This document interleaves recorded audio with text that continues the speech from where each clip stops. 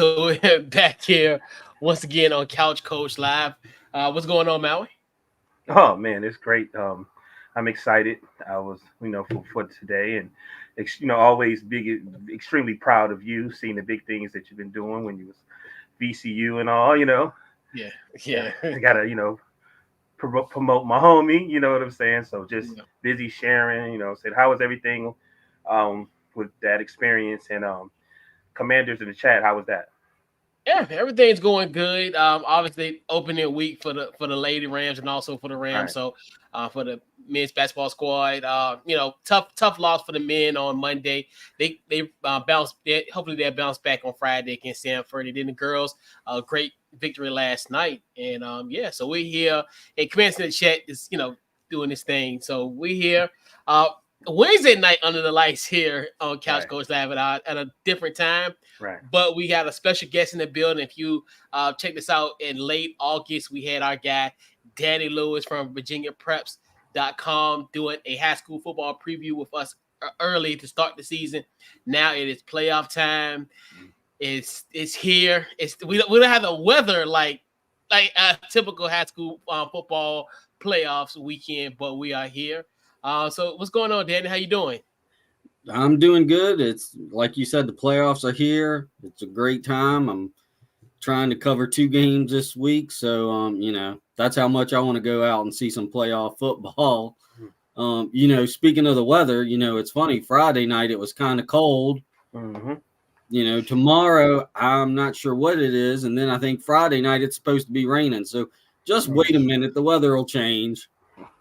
Yeah. And definitely before we proceed, I definitely got to give a huge shout out to you, Danny. Out, helping me out. And I was at the Hannah Springs around the game. You definitely helped me out. As far, especially being a newcomer to the, to this high school football space. Definitely appreciate you talking with me, kind of helping me out with everything that's going on. Definitely was well appreciated. Hey, it's all about relationships, and you got to help your fellow constituents. Sure, for sure. So we're here, and yeah. So we talked about as far as before we kind of go into like the playoffs this weekend. Obviously this was a great season for high school football in the Richmond area. So many great storylines, so many good things that happened this year. So, Dan, what was your overall thoughts on just the season in its totality, essentially? Well, the first thought is the same thought I have every year. It goes too quick. Mm-hmm. Like you referred to, we were talking in late August, and here we are, the beginning of November, and we're talking playoffs. You blink and the season's gone. But overall impressions, I mean, you nailed it. Some amazing stories this year. First thing that comes to my mind is the city schools, TJ, Huguenot, Armstrong. What a time to follow those programs, and all three are in the playoffs. All three have winning records. I've got to go back and see, when the last time that happened, because it's been a while for the city. So that is a big one, especially with TJ going 9-0. And to think, earlier this century, they went multiple seasons without a win. And here they are, 9-0, and legitimately being talked about as a region and state title contender. So first and foremost, city schools is the big one. Dinwiddie, I think is interesting, but to see them face tougher competition this year, especially at the beginning of the season, they beefed up their schedule, took a page out of Holland Springs, and everybody was ready to write them off, but then they got in district play, took care of business, and here they are, another contender in the region. And then Meadowbrook staying in the Central District, Billy Rudd, another program that was down, and he seems to have them back on track or getting there anyways.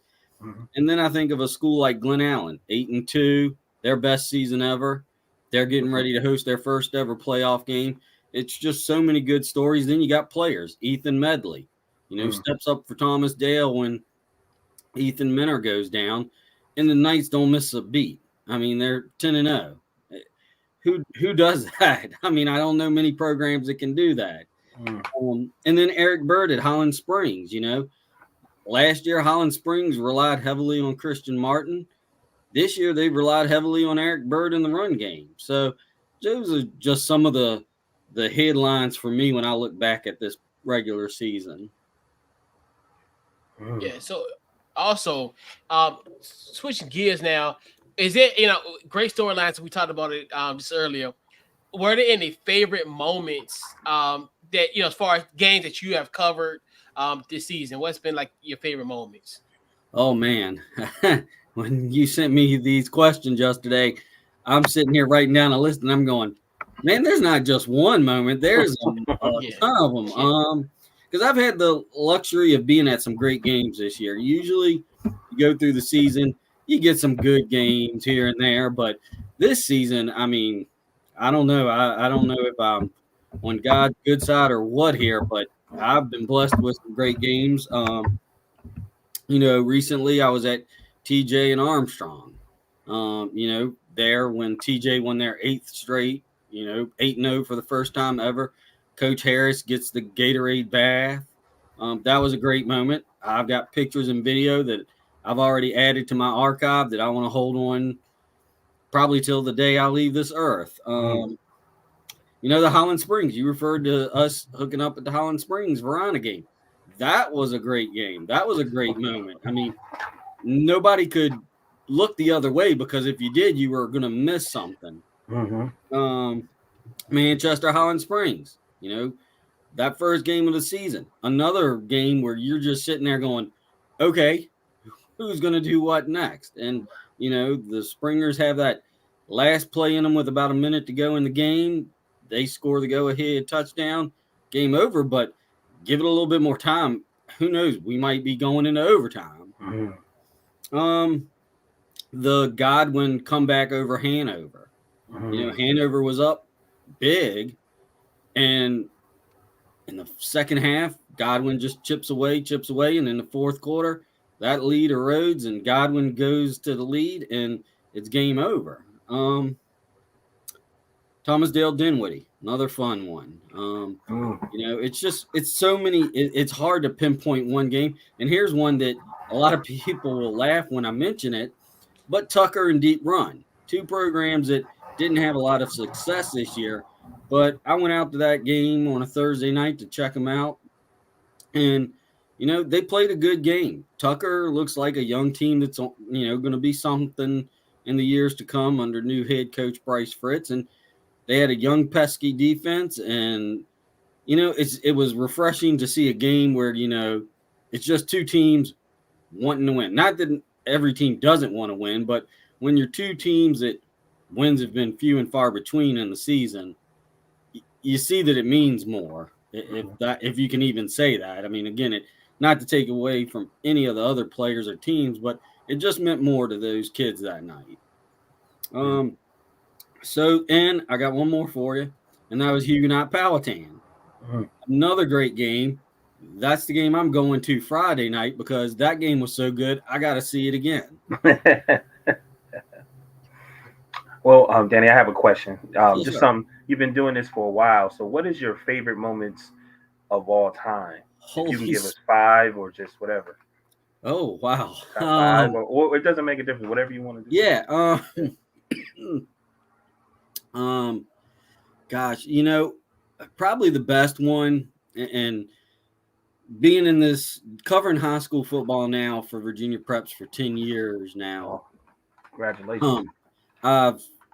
I've had to turn in my fan card, so to speak, because I love all these teams. I mean, the relationships I have with these coaches, the players I get to know. I mean, I don't have a favorite team anymore. Okay. But as a Verona grad, being in Lynchburg in 2021, when they won it all, after being at their state championship losses in 98 and 99, and to see that, come full circle, Coach Marcus Lewis guides his Blue Devils to the promised land, that's probably the moment I will never forget.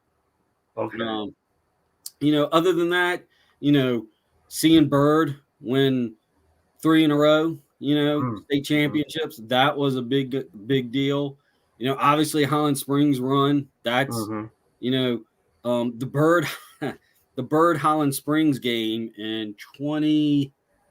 What year was it? Was it 2015? Right, the year before Highland Springs won their first one. Might have been 2014. Now that I think about it, but they played at Highland Springs, Bird and Highland Springs, and that game was back and forth the entire night.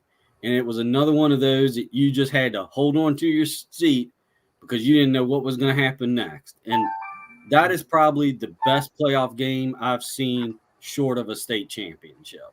Okay. You think that game's on YouTube?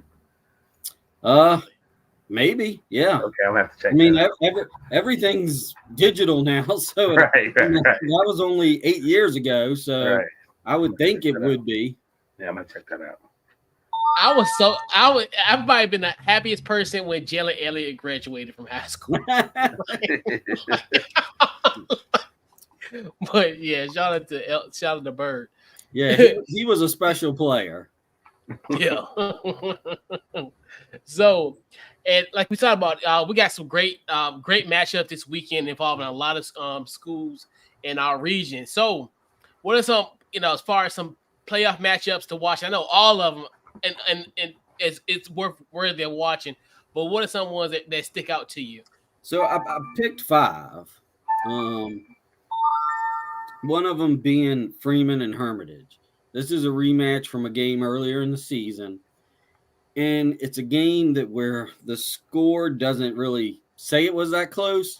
It was close. Hermitage didn't put it away until the fourth quarter. So, Freeman's healthy. They were off last week. And I'm curious to see if they have anything for Hermitage this time around.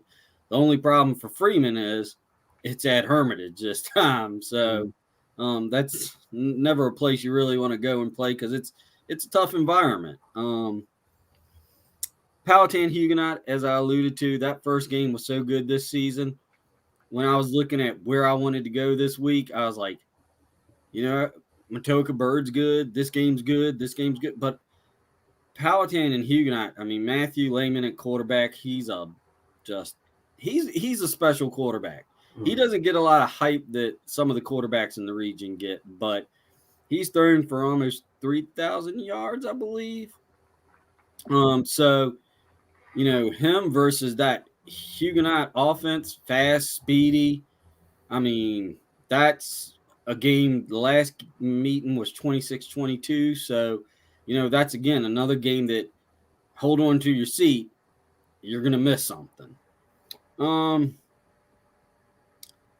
Bird Matoka, I think, is interesting. Matoka's been a very solid team this year, a team that I still, even though they lost to Dinwiddie last week, I still feel is a threat to win the region. And they're playing Bird, who we all know loves to run the ball and loves to play some lights-out defense. And I'm kind of curious to see if Bird has the same success against Matoka that Dinwiddie did.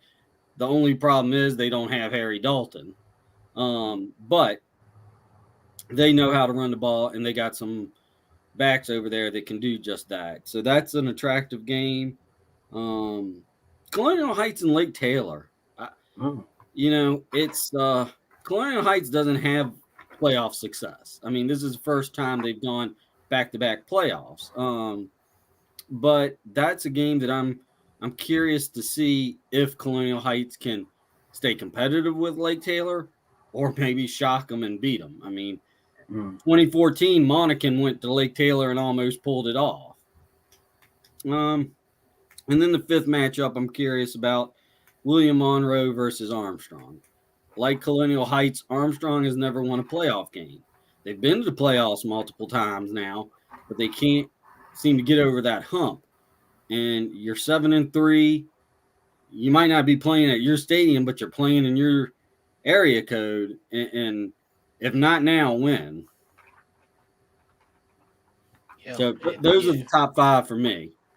Not to take anything away from the other games, because all those 757 schools coming up here to play the Class 6 guys, they're going to be some great games, but these were the ones that I was most curious to follow come Friday night. Yeah, because there's gonna be tons of games, like you said. Yep, and hey, to narrow that list to 5, yeah, we totally understand. Like, I know we can have all, honestly, Right. so great, so much great, such a rich bracket in all of them, and especially from our area. Yeah, and the wild thing is, I don't feel like we have a dominant team like we have in years past. Holland Springs rolling through everybody. 2018 Manchester rolling through. We don't have a dominant team this year, but we have some really good teams. And whether that equates to another state championship this year, I don't know. I hope so, but I think this is probably our best group of teams we've ever put through to the playoffs. So, now talk about what as far as this weekend, well, Friday's games, which home teams are upset alert this week? All right, so I only have 3. I can't ever narrow anything down to one. It's all good. It's all good. Hey, that's all good. We love it. We love, Right. But the one that stands out to me, and again, I love all these schools in the area. I want them all to succeed. And Glen Allen has had an amazing season, but I'm a little nervous about Oscar Smith because everybody's been out on Oscar Smith this year. They're not the Oscar Smith of old. They're just a good team. Well, that good team has a lot of playoff history, a lot of playoff success, and they can win anywhere. So it's great to have home field, but I'm a little nervous for that one. I think that one could go either way. The other one, Douglas Freeman and Hermitage. Again, that game was closer than the score indicated the first meeting. With a week's rest and a healthy Maverick squad, maybe Freeman can go in and shock the Panthers. And consider the fact that the Hermitages, they won their last game, but before that, they were on a 3-game slide. So they haven't had a strong finish to the season. Granted, 2 of those 3 losses came to Verona and Holland Springs. So it's not like they lost to a bunch of nursery school teams. Right. That's the only thing I can come up with. But they lost to some quality teams, and now they're facing Freeman, and I just wonder if Freeman can get them this time. And then Elsie Bird Matoaka. I touched on this a few minutes ago. Matoaka got eat up by Dinwiddie last week on the ground game. I mean, Harry Dalton and Raphael Tucker ran at will against the Warriors. And the Skyhawks have Latavian Lowe, Sir Paul Cheeks. They've got backs in the stable that might not be named Harry Dalton, but I've seen them play and I've seen them run, and they can run with authority. So, excuse me. So I'm curious to see how Matoaka responds to that loss to Dinwiddie. And if Elsie Bird, who has success in the playoffs, they played Holland Springs last year in the region finals. Yeah, they lost a few games towards the end of the season, but you never count out the Skyhawks. So, absolutely. Those are the 3 I have on upset alert. And there was just one comment. Definitely had to give a huge shout out to our guy Sam from the Shady Sports Network, my NFC East brethren. So check us out on not Wednesday, but on Saturday nights, 9:00 Eastern Standard Time. NFC Beast. So shout out to my guy Sam. We get here. So let's see. Now, as far as when it comes to, and we talked about teams that are upset alert, but what in this case, what are some teams that you can envision them potentially pulling off a road victory and advancing? Excuse me. There's only 2 that I have, and I gave this a lot of thought, and it's going to sound crazy, and people are going to think I'm on drugs or something, but can Hanover go to King George and shock the world? Sam Rogers always has his team prepared. And last week, they were only down to Highland Springs in the second half, 13-16. They hung with Highland Springs for a while. So can they dial up that defense to cause some fits for King George? And can the offense sustain? They've got a quarterback, Nolan Christ, who he's a young up-and-coming quarterback. This is his first year. He plays a solid game, and Peyton Seelman dominates the run game. So if they can run at King George, control the clock, control the tempo, I'm not saying they're going to, but that could be a shocker. I mean, it would be a huge shocker. And then the other one is Colonial Heights versus Lake Taylor. Lake Taylor's had a bit of a down season compared to what they're accustomed to, just like Oscar Smith. And Colonial Heights has a good team.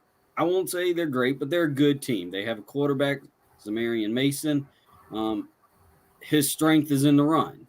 They've got Kenya's Mungro. He goes both ways. He's a beast on offense. Bigger beast on defense, but if they can go to Norfolk and hang with Lake Taylor, I mean, if you'd asked me in 2014, would Monacan have a shot at Lake Taylor, I would have told you no. Mm-hmm. And lo and behold, they almost knocked them off. Mm-hmm. So those are the two road teams I would be curious to see if they can do anything. And if they can't win, can they keep it close? Because I don't think Hanover is a bad team. You're in the playoffs. You shouldn't be bad to begin with. And Colonial Heights is 6-4. Hanover, I think, is 6-4, 7-3. So it's not like these are bad teams. So I'm curious to see what kind of success they can have on the road. Yeah. I have a question. So, what players do you feel, and what players and what teams that these players play for, do you think is going to make a unique mark to help them with their victory? Oh boy.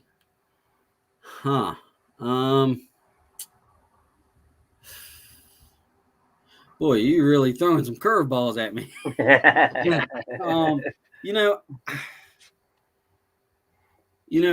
At Thomas Dale, mm-hmm. You look at Nick Tyree. Mm-hmm. He is a fantastic player. He does a lot of things for Thomas Dale. He could be that guy for them.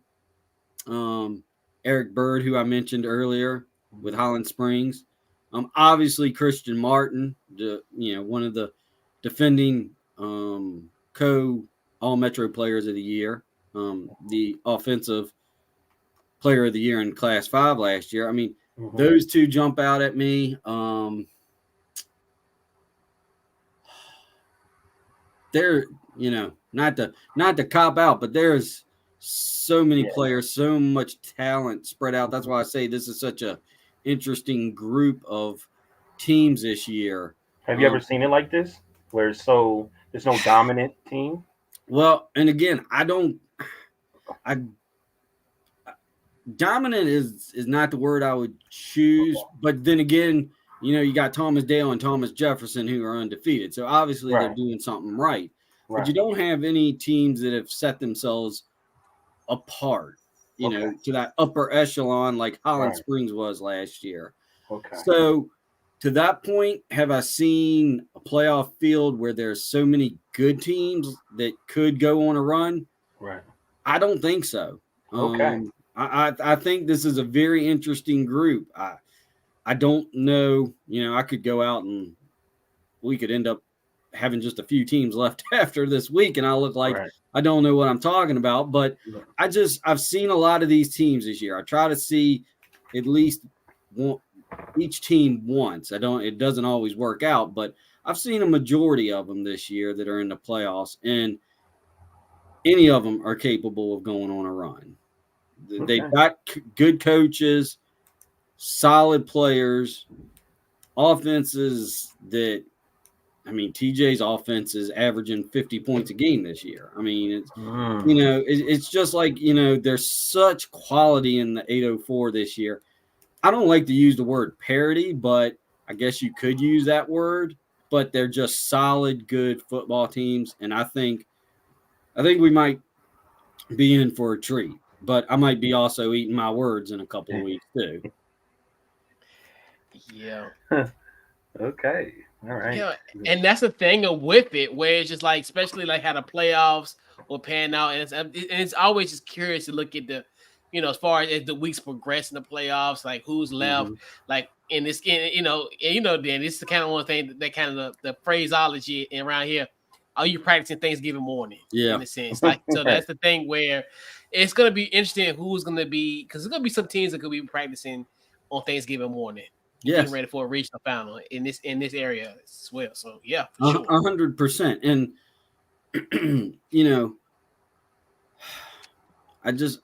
I think about that, and I think about the thing that the wild card for me is my expertise is the 804, is the Richmond area. So I don't do a deep dive on teams from the 757. I know who's good, I know who's not, but I don't know their strengths. I don't know their weaknesses. So when it comes to playoff football, it does become a little bit of a wild card because I know about as much about these teams as the coaches and players that are getting ready to play them. So, that's why I say I could be eating my words, but I feel that confident in the teams we have in the 804. Yeah. Yeah.